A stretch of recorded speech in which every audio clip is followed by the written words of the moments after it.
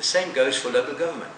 We're about 85% plus of a lot of local governments goes for expenditure, mostly for salaries in the end, with very little money left for services.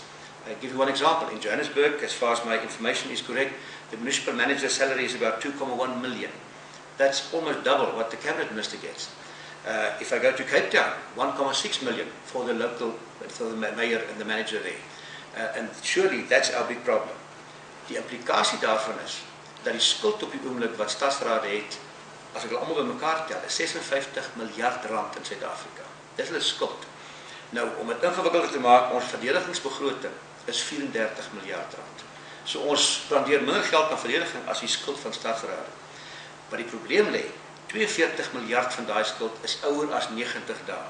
Dis 72% van die skuld. Dit beteken dis mense wat nie belasting betaal nie. Klein belastingbasis kan nie so voortgaan nie. Daarom gaan die grondbelasting al hoër. Jy belas 'n klein klompie mense, hulle kry nie dienste nie. Dis onhoudbaar.